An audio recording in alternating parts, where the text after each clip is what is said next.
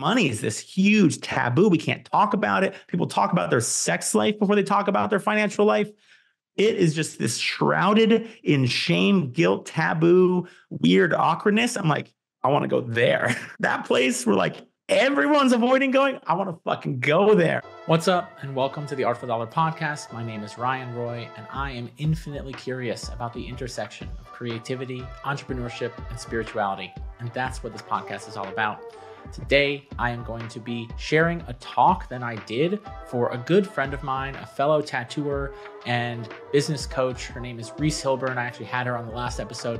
She invited me to come give a talk on money to her community. And so I got the recording of that and I wanted to share it on my podcast. The thing is, some of what I'm talking about will be helpful to watch the recording on YouTube. You definitely don't have to, you definitely don't need the visuals, but it might hit the brain stem cells, whatever, a little bit differently. So I invite you to go check out the YouTube channel if you want, but by all means, you're going to definitely enjoy this talk. The feedback I got from it, people were just wilding out. I don't know. I was a little surprised that people loved it as much as they did, but I dive into the heart of the matter when it comes to money. As far as I can see it, it is a talk on exactly what this podcast is about, on art, on entrepreneurship and spirituality. It's about money and our relationship and the world's relationship to money and how to break out of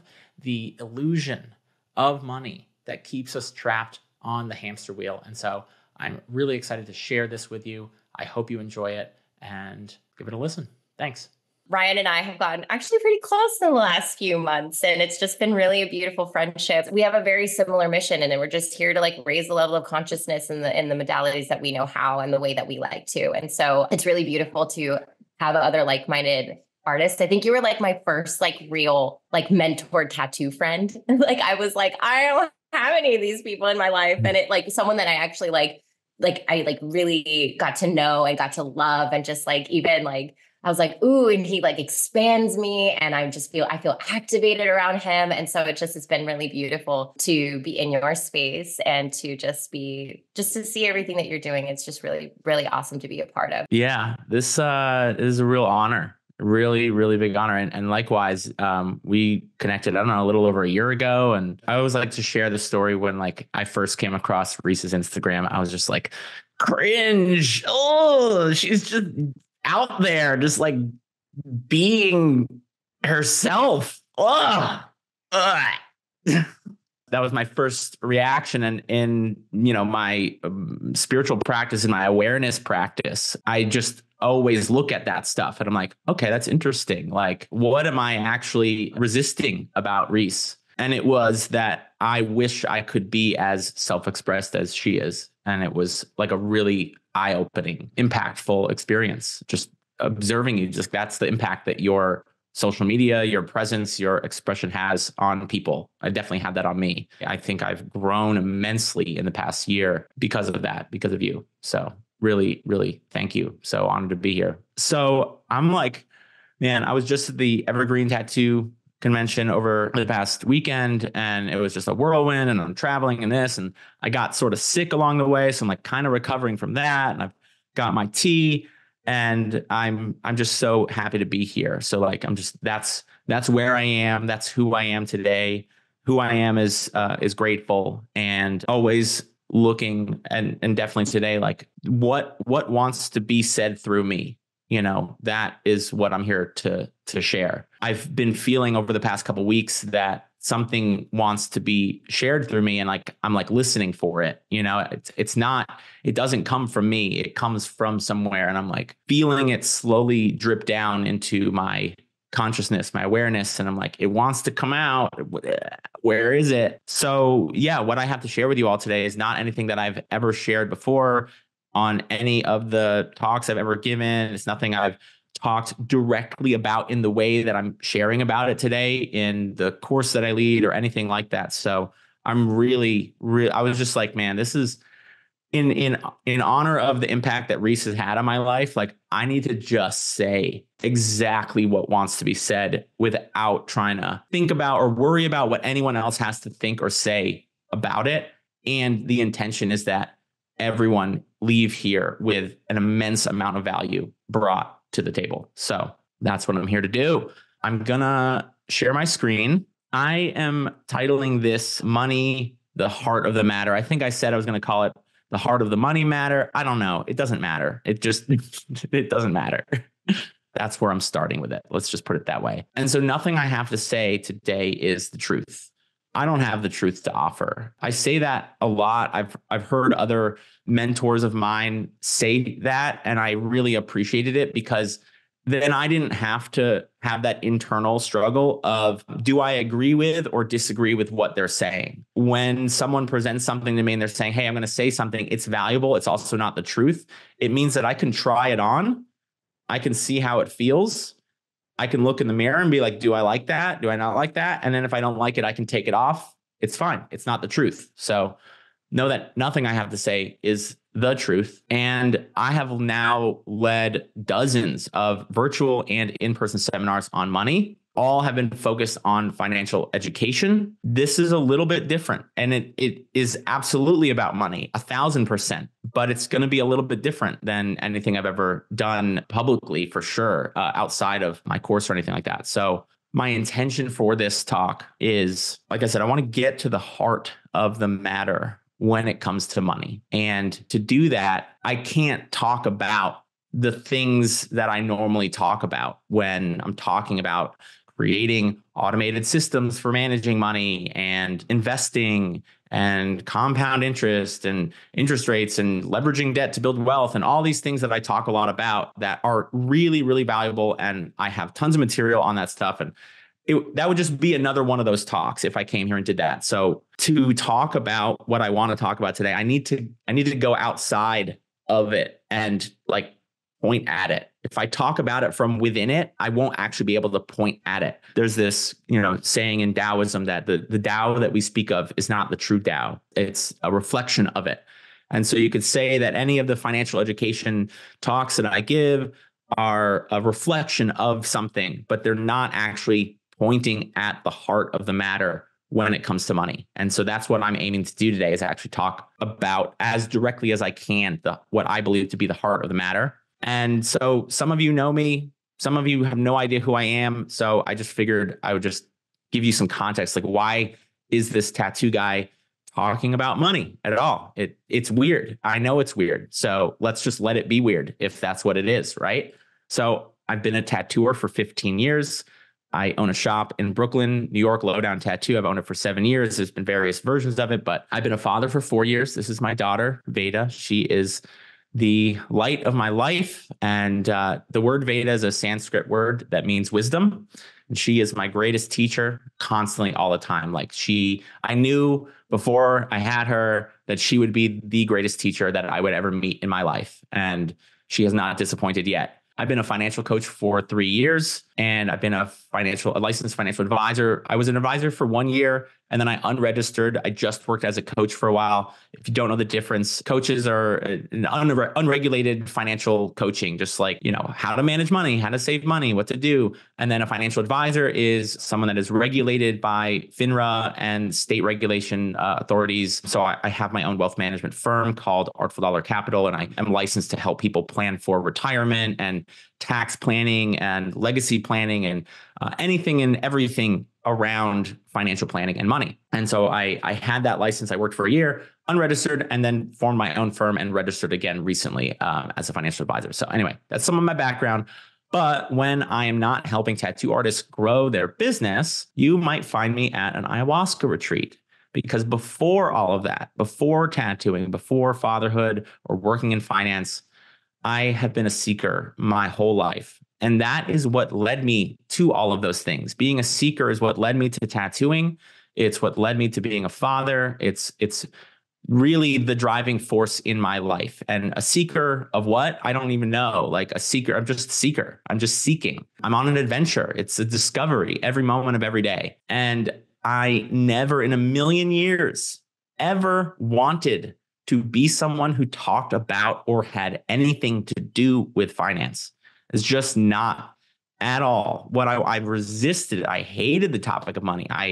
Again, it's just like, I don't want to deal with that. But I had to look at that in my seeking. Like, what is that? What is that resistance? What's that avoidance? What is going on there? And really dive in to discover what's there. And so my only goal in life, this is my one and only goal, is to seek wisdom that leads to freedom, liberation, and something called moksha, which ultimately means liberation. Moksha is another Sanskrit word that means liberation. And that's me feeling the most liberation when I'm out in nature, when I'm out hiking. This was in New Mexico, I think, with a good friend of mine, Nadine, and she took this picture, and it was just like big sky, that energy. Oh man, New Mexico is magical. Like, there is some serious energy coming off those mountains. And I remember it feeling like love. Like, that's what I remember feeling coming directly out of the mountain. And so that's me experiencing as much moksha as I can. So moksha is a Sanskrit term signifying the freeing of the soul from the constraints of the temporal and material existence and the end of suffering. That's ultimately what moksha is. It is one of the four Purusharthas, or the main goals of life within the Hindu philosophy. So I don't consider myself Hindu. I don't consider myself Buddhist or Christian or Catholic or Jewish or any of those things, but I do look at them. Again, they're talking about something that ultimately cannot be talked about, right? We can't use words. We cannot use the tool of language to directly talk about the truth or source or God or any of these things. These words are just symbols for it. And so I try to look in as many mirrors as I can to reflect what that truth is, what that source is in my seeking. And so I found Hinduism, which, my daughter's name is Veda. The Vedas are these texts that ultimately turned into Hinduism, which ultimately turned into Buddhism. And they're all reflecting each other. So anyway, I take a lot of my philosophies, my beliefs that I hold very gently. I take them and learn from these reflections, these other texts and philosophies that speak about something that ultimately can never fully be spoken about. And so to seek moksha and free myself and others from suffering, I have chosen to focus on the biggest constraint to liberation. And I believe that our relationship with money is the greatest constraint that we face when it comes to liberation. Anyone else here feel like that? You don't have to agree with me, but I'm just in the chat. Just let me know if that resonates with you, or you feel like that our relationship with money is one of the biggest constraints, if not the biggest. A zillion times resonance. Yeah, cool. All right. So then I'm speaking to an audience that at least this is resonating with you. Excellent. So if by the end of this talk, if you have a lot more freedom and liberation around money, would that be worth listening to what I have to say for the next 40 minutes or so? And I have, by the end of this, I might get done a little early, and I have some other stuff I might talk about. We'll see what time is like, but would that be worth it to you? Okay, excellent, beautiful. That's what we're here to do. Great. I want to leave you with more freedom and liberation around money. Let's do it. So money is a mental construct, right? It's a distinction created in language, but it is not real. It is an illusion. And I'm sure we all know that, but like knowing that doesn't necessarily help us, right? It's like people are like, time is an illusion. You're like, cool, go fuck yourself. It doesn't actually help us directly, but it's a part of what can help us. And so I think it's also useful to just look at these other mental constructs that have no inherent reality. They're not facts, but they're not fiction either. They're not completely unreal, but they're not inherently real either. They lie in that realm of paradox, which humans don't really like to deal with the realm of paradox. Our brains like to fit things into like, this is real and this is not real. But I always like that there's in front of a lot of Buddhist temples, there's these two dogs statues, and one dog represents confusion and the other dog represents paradox. And they are the guardians of enlightenment. And so in moving towards enlightenment, we must inherently face the guardians of confusion and paradox and just be with them. And so these concepts of fair and unfair, right? What's fair or unfair to one person is not inherently true for another. Or nationality, right? We have these lines drawn in the sand. They're ultimately imaginary. They don't actually have any inherent meaning other than the meaning we give them. Time, like I said, success, failure, morality, what is morally right for one person is not so for another. And so it's just good to kind of group these things into these distinctions that were invented in language. And beyond that, they have no inherent reality at all whatsoever. And this book, I just bring this up because this is a really great book. I highly recommend you read it. This guy, Kyle Cease, he's a comedian. He's a professional comedian, and he wrote a book about money, which I just thought was so cool. And this book, oh my God, this book has such good exercises and tools. And I just can't speak highly enough. It's one of my favorite books on money. And so anyway, I just brought it up because it's touching on exactly this topic here. Now we're going deep down the rabbit hole here. All right. I promise you, this is every single thing I have to say has to do with money. And like I said, I have to go around. I can't go directly at it. So in Hinduism, Maya is the concept that refers to the illusion or appearance of the phenomenal world, the world we see around us, the world we see and experience, the world of phenomena. That's the phenomenal world. And Maya is the illusion of this world that we see and feel and experience. So according to this philosophy, the material world as perceived through the senses is purely an illusion. Your touch, taste, smell, sound, all of that. Right. And now you can say that wasn't created in language. It's a real sense. But then we have language around it, that also filters that experience. And so all of that is an illusion, right? If you see a rock, your eyes pick that up. Now, the rock may or may not be there, but the fact that you see it doesn't necessarily mean that it is there. It is an illusion. And so that's kind of everything we consider to be an illusion in this philosophy. Again, not the truth, but in this philosophy, at least. So Maya is what veils the truth. It separates the spiritual reality from human perception, leading individuals to experience the universe as separate from the divine. And I put spiritual reality in quotes because like the word spiritual means something very different to a lot of people. It's a preloaded term. And so whatever preconceived notions of whatever you have around the word spiritual, just put those on the shelf, right? We don't even know exactly what we're talking about here, but we're essentially talking about everything that exists outside of the illusory world of Maya, right? I consider that world outside of the illusion to be spiritual. And it's really can be difficult to access, difficult to talk about because we exist in the illusion. So you're like trying to talk about something that doesn't even exist inside of the realm in which you talk about it, right? Einstein said, no problem can be solved from within the realm that it was created. And so we're trying to solve physical problems, illusory problems with physical illusory solutions. And I've found that I need to seek spiritual solutions because they are from outside of the realm in which my problems were created. So while Maya is not the direct cause of suffering, it is the mechanism. The illusion is the mechanism that leads to ignorance, avidya, of the true nature of reality. Avidya is the ignorance, the unknowing. We don't know something, right? It's not an insult or anything. It's just, I have an ignorance about the true nature of reality. So, which in turn is the direct cause of suffering. So it's the ignorance of the true nature of reality that leads to our suffering in this philosophy, which is not the truth. Anything you or I do within Maya to end or relieve our suffering that is not aligned with the four purusharthas will only lead to more suffering. These four goals, moksha being one of them.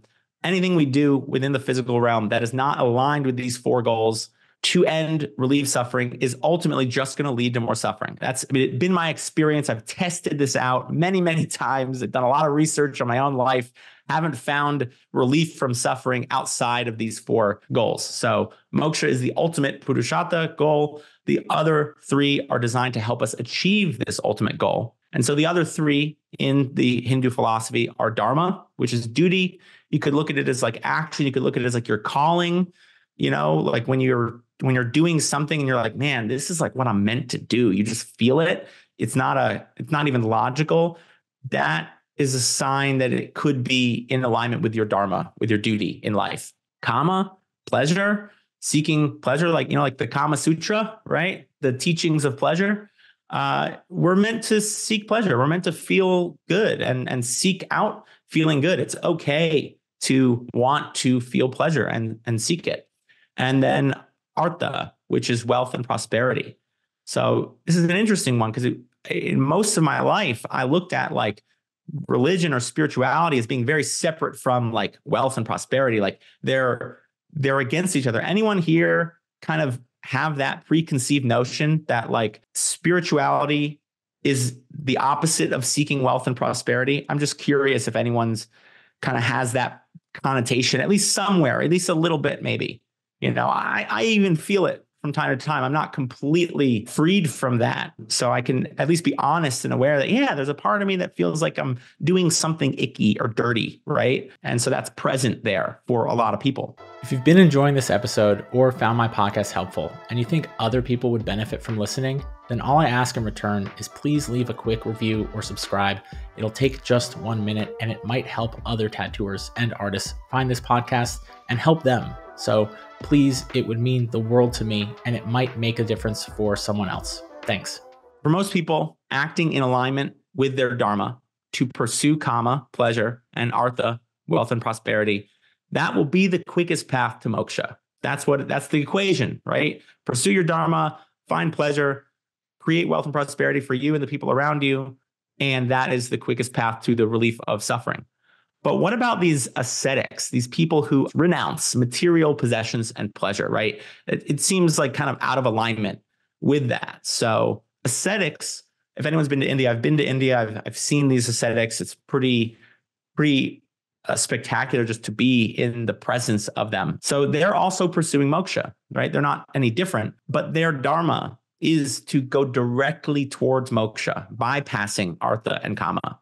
And that's just supposedly their dharma, right? If anyone's familiar with Siddhartha Gautama, the Buddha, he was a prince. Siddhartha, he was a prince, a very rich, wealthy prince.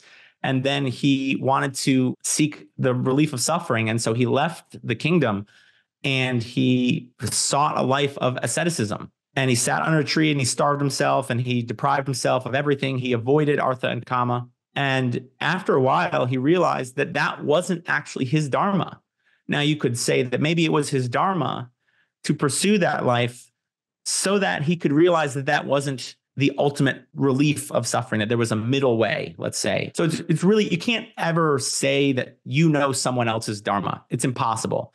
You can only kind of be present to your own dharma, your own duty in life. And you cannot judge or say that someone or something out there is not in alignment with their dharma because you ultimately don't know. You really don't know.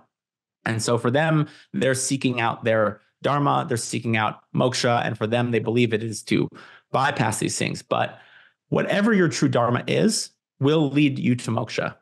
You can be absolutely 100% sure that following in alignment with your duty that you feel called to do is the quickest path to moksha in this life or the next, right?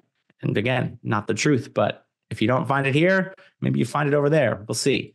But if your dharma is to produce art and to exchange that art for money as a means of providing for yourself and your family, if that is your dharma, and only you would know if that's your dharma, right? No one can tell you, then it is likely the case that you should pursue artha and kama in your pursuit of moksha, right?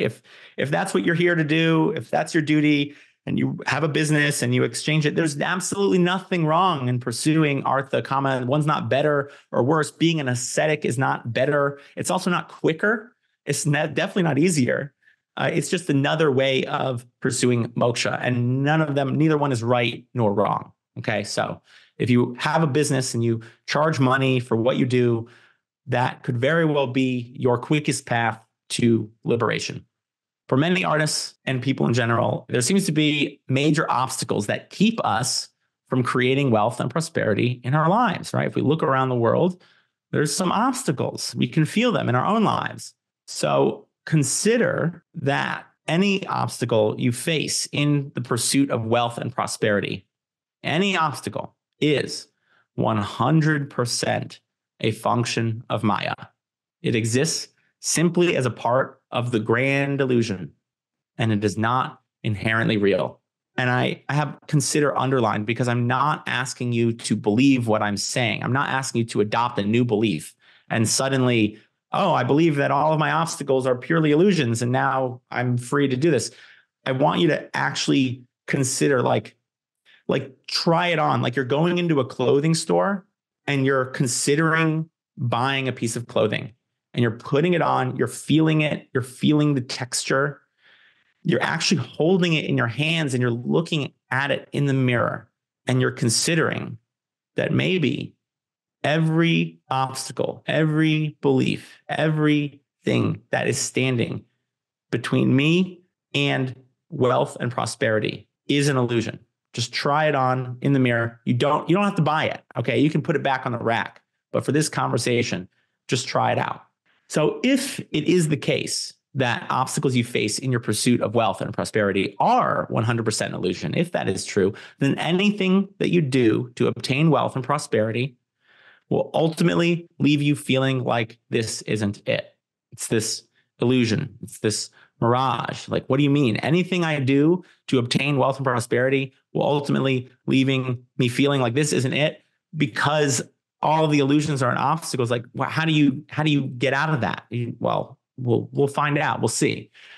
And in fact, you can be absolutely certain that all of the obstacles that you face when in your journey and you're seeking or trying to obtain wealth and prosperity, you can be 100% certain that they are an illusion with this simple test.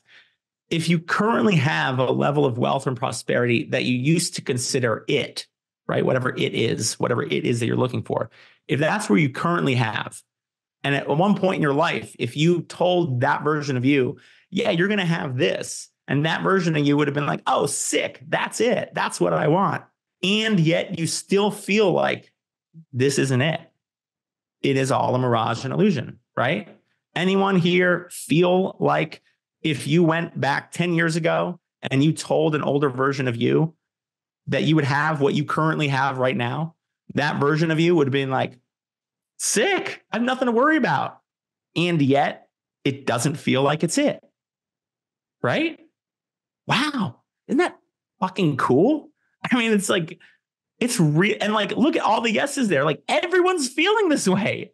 It's not like I feel this way. Okay. I'm not coming here like I'm freed from this. No, it's just something to be aware of. It's like, wow, fascinating, cool, neat, you know?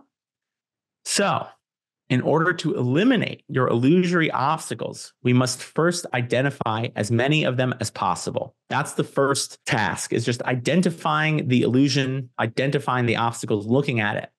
So for me, in my journey, my greatest illusion was believing that money was the source of all evil and that all pain and suffering on the planet could be traced back to money as being the root cause of suffering. I really believed that for a lot of my life. And simultaneously, I believed that I needed more money to be happy and feel safe. It's like this wild, contradictory belief system. It's like, money's evil. If I have more money, I'm more evil. But I also need more money to be happy and safe. Like, ugh, just stuck in that. And like, but I didn't realize that I was stuck in that until I started to do some of that work where you start to look at and be aware of. I was working with a mentor and someone was guiding me through this journey, because it's really hard to see outside the fishbowl from inside the fishbowl, right? So what are your beliefs about money? You just drop in the chat. It's like, whatever it is, whatever your beliefs are. And they could be good, they could be bad, they could be beautiful, they could be terrible, whatever's there for you. I just want to get us all to get a sense of like what's out there in the world of beliefs around money. What's there for you? Is it evil? Is it good? Is it beautiful? Money equals fear. I like to see money as energy, tokens. The more you give, the more you receive. I do believe it's rooted in evil, but I'm just trying to follow some of these. Embodiment of abundance, but I didn't always believe that. Freedom to choose.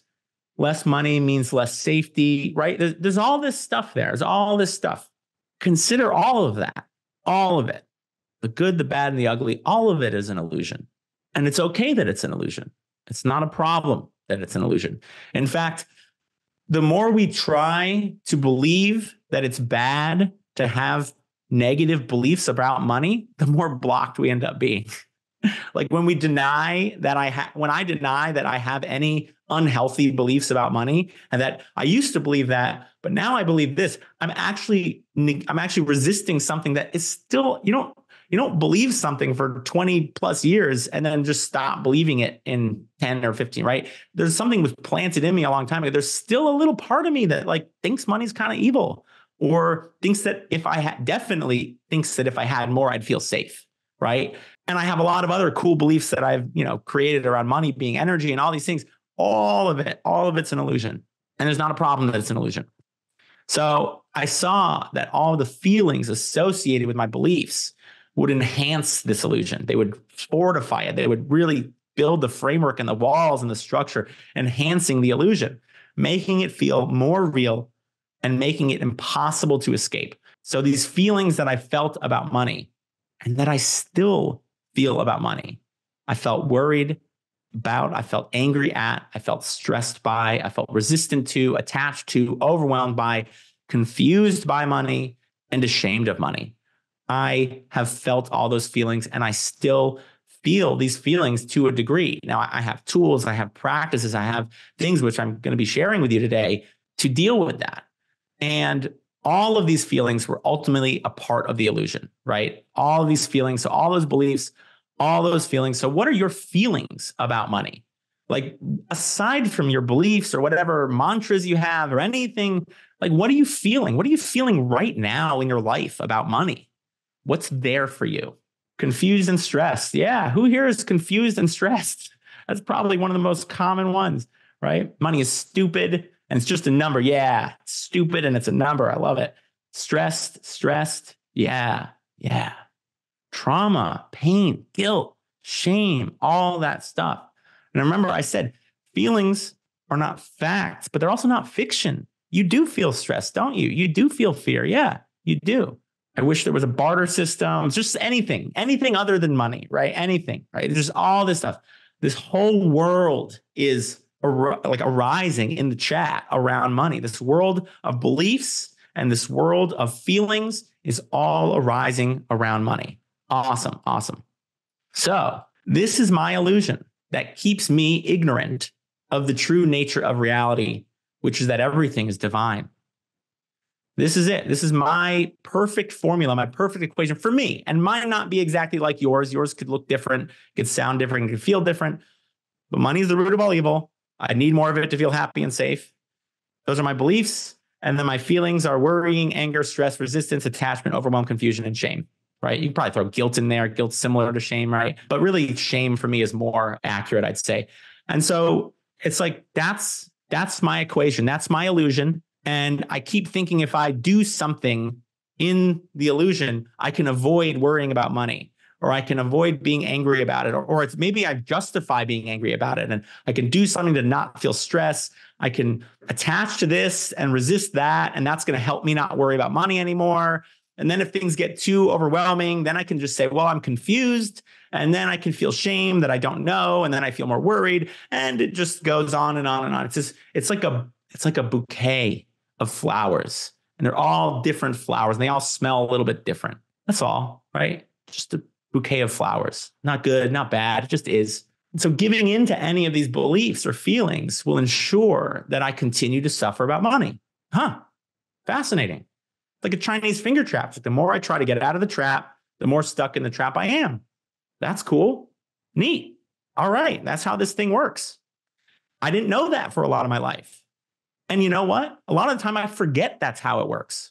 Even though I know that when I worry about money, that is continuing, perpetuating the suffering around money. And I know that believing that if I had more money, I'd feel happy and safe perpetuates my suffering around money. I know that, but on this spiritual path, we are constantly forgetting and remembering every moment of every day. We're forgetting and remembering. And my goal is to just try to remember a little bit more today than I forgot yesterday or something like that. I'm just trying to keep reminding myself, because we like to trick ourselves into thinking we know something. And that's the booby prize. Like, knowing something, understanding something doesn't actually get you anywhere. It's in the constant remembering, in the practice, that actually I find moves me in the direction that I want to go. And so the first step to leaving the illusion, to leaving all of this, the first step is awareness. Just simply being aware.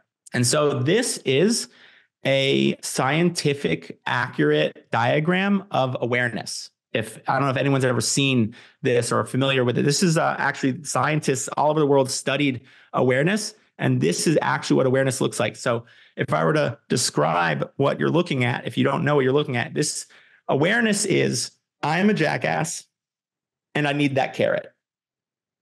That's awareness. You might be confused. You might get it. You might not. Don't worry about it. But for me, at least my definition, again, it's not the truth, but my definition is I'm a jackass. I'm a total, complete jackass. And I need that carrot. I don't know why I need it. I just really think I need the carrot. I think that, and I also think I can get the carrot. I think if I just chase the carrot, I'll get it. And I'm a total fucking jackass. So that's the more aware of what a fucking jackass I can be sometimes. And the more aware of how much I think I need and can get that carrot, the healthier my spiritual soul, my being tends to be. So this is my definition. I was joking about the scientists, obviously. This is my definition of awareness. When we are simply aware without needing to react or do anything, we are breaking the illusion.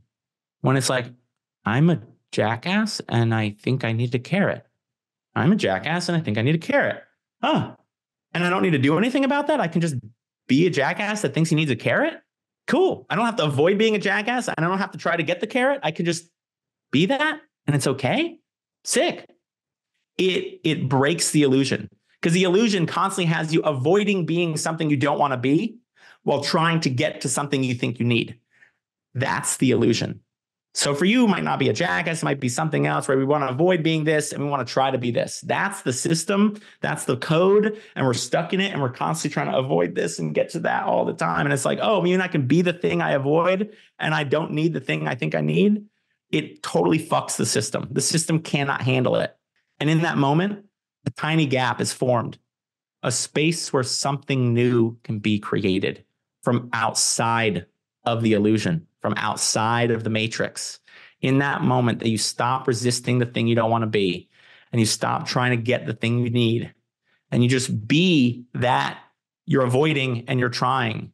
You just be it without doing anything. In that moment, this little space is created and something new from outside the illusion can be put in there. It's like you can insert this new line of code into the matrix, into the program. But this code is no more or less true than what was there before. It's just more code, right? It's just, again, it's the Tao we speak of is not the true Tao. We're trying to speak about something. We're trying to create, oh, I want the true code. I want the real code. This is the right code and that's the wrong code. No, none of that. That's more of the illusion. But you get to create it from nothing. You get to create everything from nothing. Right? You can't create something new from the code that already exists. If you want to actually create a new relationship with money, you have to first be clear as to what is already there and then stop resisting, stop attaching, and then create something from nothing in that moment. I have found it helpful to have someone to help guide me in this process. Now, that could be your parent, that could be your mentor, that could be a coach, that could be a teacher, but it's really hard to look outside the fishbowl from within the fishbowl. That's all I'm trying to say. Whatever that person is, it could be a book. It could be a book. Absolutely. Right. It just needs to be something that is from outside of the fishbowl called your mind that helps you look into the fishbowl and see what's there, right? This goldfish has no idea that he's in a fishbowl. He's just where he is. He doesn't have a concept of fishbowl. He's just there. And it's just, he can go this far and he can't go that far. And this is his world, right? If you were to take him outside the fishbowl and be like, look, that's where you are. You'd be like, holy shit, no wonder I couldn't go as far as I thought. I was in a fishbowl, but he has no idea that he's stuck in a fishbowl from inside the fishbowl. And so having someone or something else to guide you, to show you the fishbowl that you're in helps you get out of the illusion of the fishbowl. And so for me, the line of code that my guide helped me create from outside of my illusion, right? And now I've created other lines of code, but this is the one I've had for the longest period of time, is that money is a flow of energy and it flows to me and it flows away from me. And my only job is to not block the flow. And so My job is not to make money. My job is not to find money. My job is not to get money. My job is not to create money. That's not my job.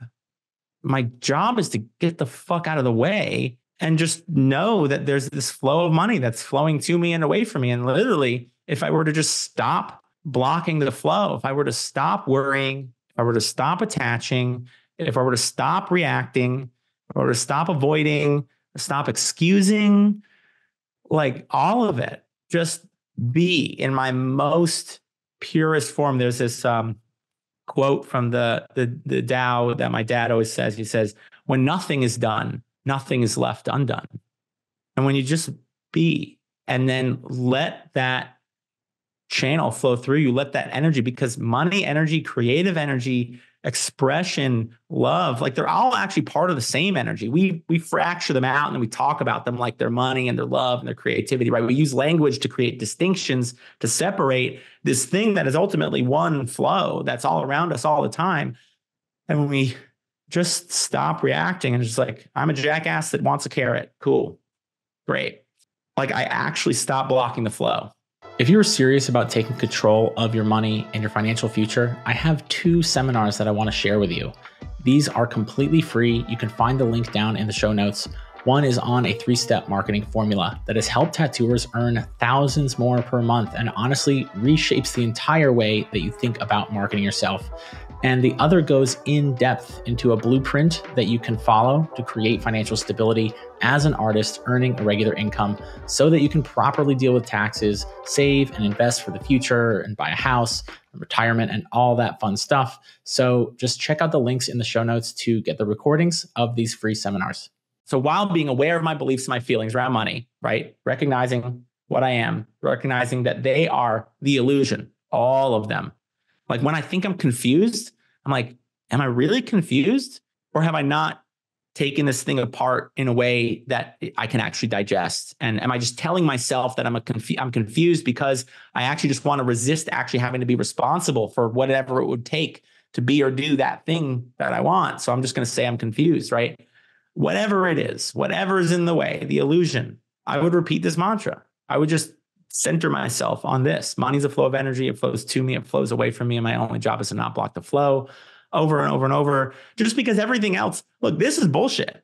Everything else is bullshit too. But at least this like actually serves me. And so I found it served me well. And I've tested it out. That's the only way I knew that it served me is I actually tested it over and over and over and over again. And so far it's served me very well. I have others that I've created since then that have served me incredibly well, but this is the longest running one. So worry, anger, stress, resistance, attachment, overwhelm, confusion, and shame all block the flow of energy. And anytime I feel any of those things, I just come to this mantra, to this affirmation. You know, the word mantra is also a Sanskrit word that means instrument of the mind. And so this mantra it's sort of like a musical instrument, and your mind dances to the song of your thoughts.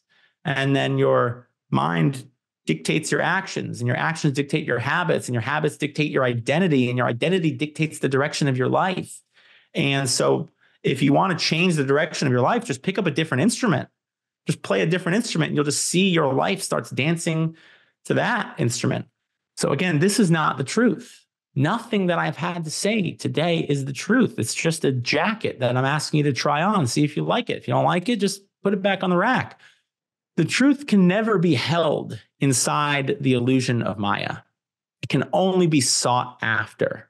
The truth believed is a lie.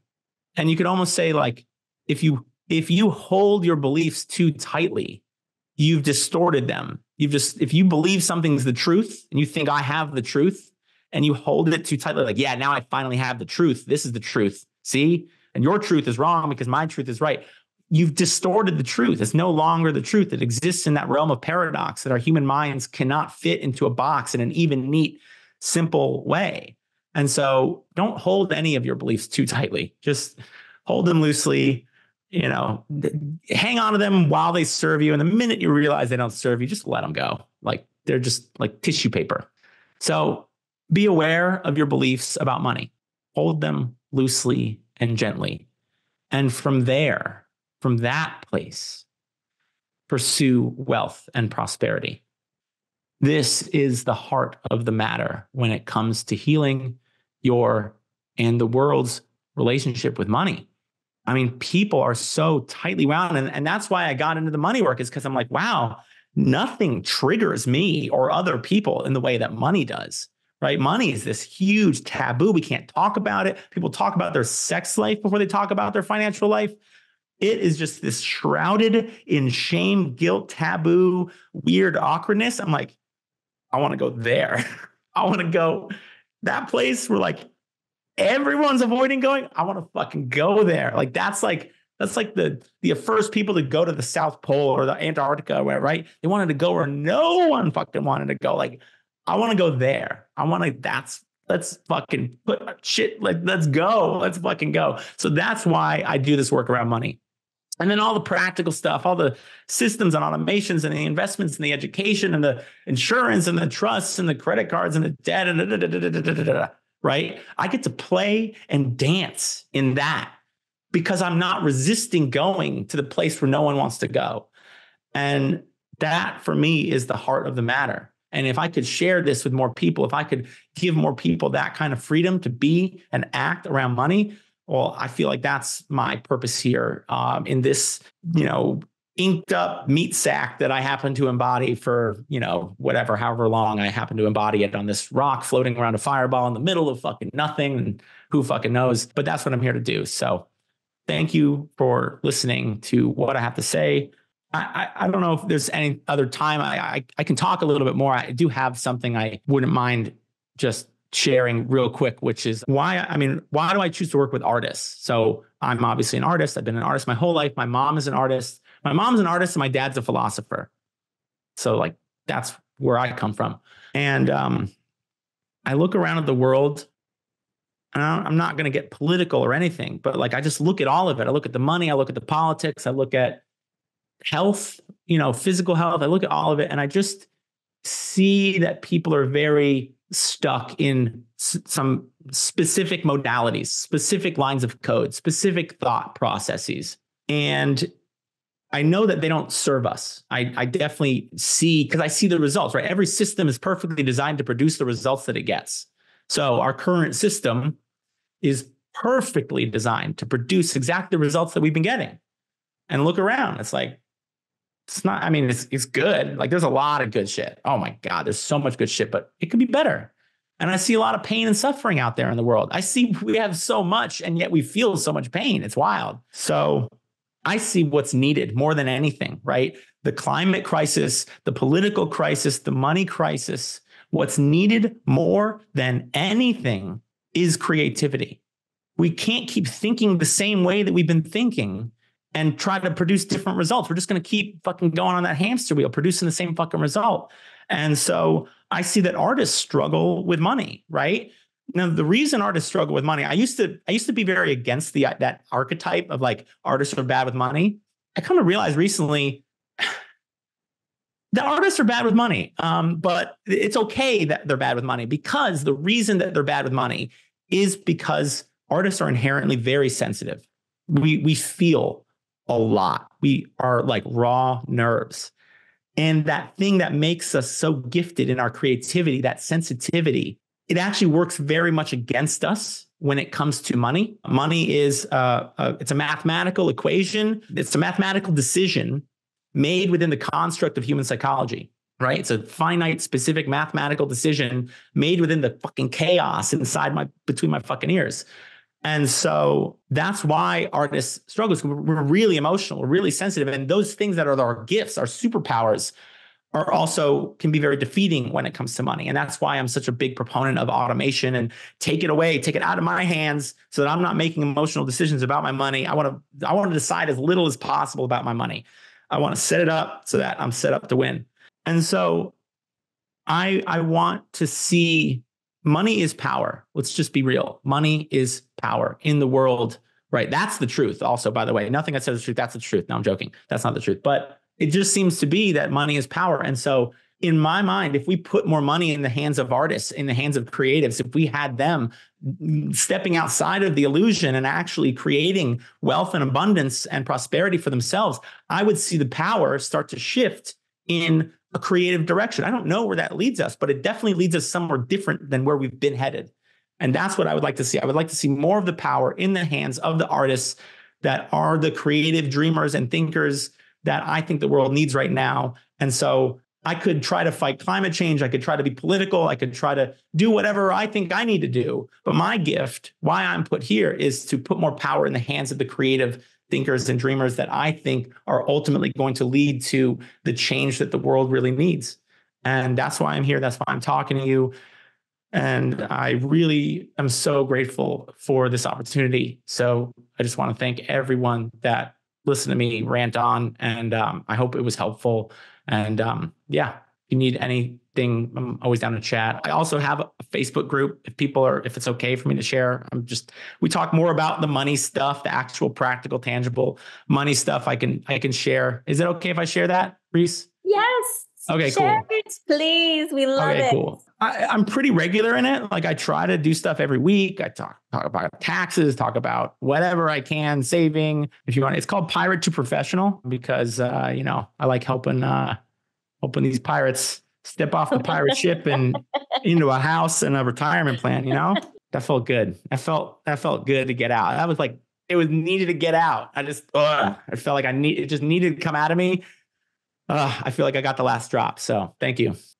We have a few minutes. So if anybody has any questions, we'll send for Ryan. But who had no idea what was going to happen today?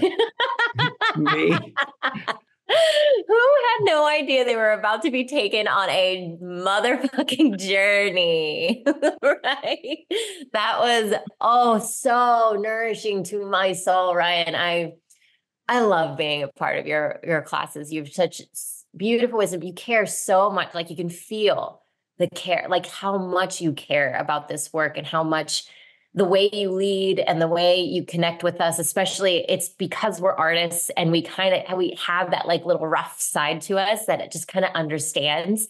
And so it just feels really good to be spoken to. Like we know, like we have the understanding. I think that there's a lot of times where we've been looked down at, as tattooers and people who, look different. And so it's like when we get spoken to, like we're fucking knowledgeable, sovereign, autonomous, really wise human Not beings. only that, you are the answer, the artists, the creative thinkers. You're what the world needs now more than ever. That's what I feel. Oh, yes.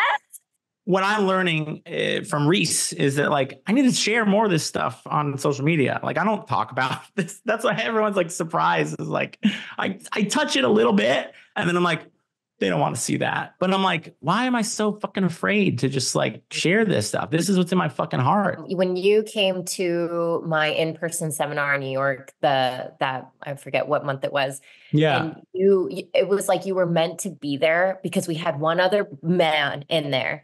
And I truly believe that we need more very conscious, open, and willing male leaders to lead in this type of work. Because for women, we notice, we feel it, we're really feelers. But when you're an artist and a man, it's like almost like it's harder to connect and you're almost like been taught not to. So we need more people like you. We need that masculine, divine energy to come out here and be like, we can be in balance of both our feminine and our masculine in a really beautiful way.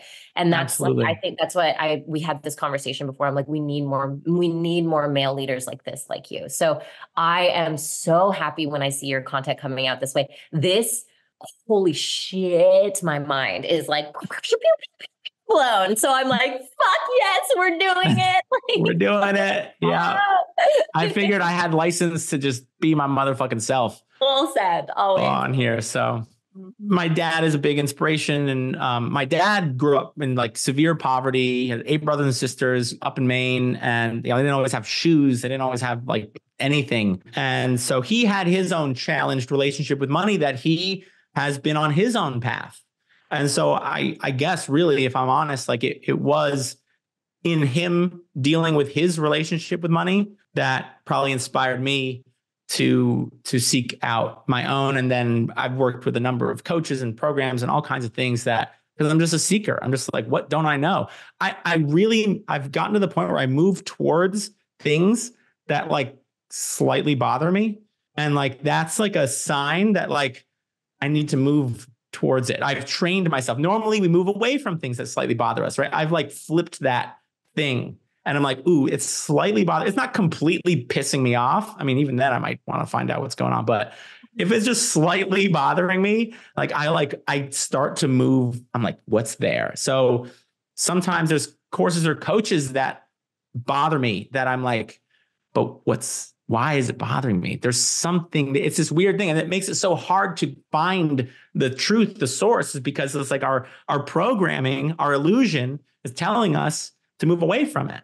And so it's this weird. So anyway, I'd say if you have that little voice that's like, whoa, like lean into that. That's probably a sign that there's something really valuable, some gold right there. And if you just move away that little bit of illusion, like the gold's right there. What are some practices or things that you say to yourself when you feel the block? So I say that mantra that I shared with you. The other one that I started using in COVID, because COVID was fucking terrifying. I had to close down my tattoo studio temporarily. I had a 4-month-old baby. All my government money that I was getting, my unemployment, was paying for the studio. So it's like, cool, like I'm just giving it to this landlord. I don't have any money. I don't provide for this newborn baby. Like, what's tattooing going to be like? And I realized that my money is a flow of energy mantra just wasn't quite cutting it. It was good, but I'd been using it for so long. It almost lost some of its potency maybe. And so in journaling, a lot of my mantras come through journaling, through this like stream of consciousness journaling practice. I came up with this one that my money dances to the song of my life. And I immediately was like, no, that's weird. Money dances the song of my life. The fuck are you talking about, Ryan? It's nah, dude. And I was like, okay, but like that like breaks up the solid, rigid thinking about money, that like worry. And I was like, okay, money dances the song of my life. Money dances the song of my life. Money dances the song of my life. Like money dances the song of my life. What if money dances to the song of my life? Like it was just like, it did violence to that stuck old way of thinking about money. And it totally got me out of the illusion. And it really, so like, that's what I look for a lot of time in a mantra or an affirmation. I'm not looking for like, I am peace and abundance and I welcome infinite money into my life. That doesn't inspire me. Like I want stuff that like irks me out a little bit, that like kind of like does damage to the old way of thinking. Because sometimes what happens if we're in a scarcity mindset and then we're like, I am a vessel for infinite abundance, like it's just one side of the other coin, of the same coin. And so it kind of reminds you that you're avoiding being scarcity and you're trying to be, right, the carrot, abundance. And now I'm not saying it's bad or it's wrong. It might not serve you in the way that you think. And only you can know that. And so that's what I look for. I look for the things that irk me out, that do damage. But ultimately, my inner child is like, yeah, I fucking want to dance with money. Like, who the fuck doesn't want to dance with money? Like, yeah, like, come on. Like why not? So I kind of listen to that little inner child. The other thing I do is I listen to my inner elder, the older version of me, the 80, 90-year-old version of Ryan. And I develop a relationship with him. And I ask him, like, what do you think I should do right now? How should I be in this? What lesson am I learning right now that is actually going to turn me into you? Because I want to be you. I want to be that amazing man that I know I can be, that I'm growing into. And is this difficult situation actually bringing me closer to that, even if I can't see it right now, even if it hurts? And I would say every breakdown is an opportunity for a breakthrough. Every single one. There's never been a breakdown in my life that was not an opportunity for a breakthrough right on the other side of it. So I'm always seeking that. And I ask my inner elder, kind of, what is that breakthrough that I'm trying to have right now? And I ask my inner child, like, what do you want to play with right now? And somewhere between those two guides, that seems to help me on my journeys. Ryan, thank you so much for just everything, your wisdom, what you've done to gain this knowledge, like everything in your life that you've been a seeker in, and been, all your breakthroughs and your breakdowns that you've had, and then packaging it up in a way that's so nourishing to so many people, and helping us all open our own perspectives on how we see money and see life just in general, and see our own hurdles and obstacles, or the illusion thereof. So I love you so much. Thank you again for just love you too. I love you all. Thank you for being here. This is such a cool experience. So Yay. Until next time, right? Until next time. Hey, I hope you enjoyed the show. Again, I just want to prompt that if you got some value out of this conversation, please go and leave us a rating and a review on iTunes, Spotify, YouTube, or wherever you saw this podcast. It really helps me out and it really helps other people to find this podcast. I want more people to have these types of conversations around money so that we can all be more free and at ease and abundant and able to create the lives that we really want to live. So please share this and rate and review. Appreciate it. Thanks. Bye.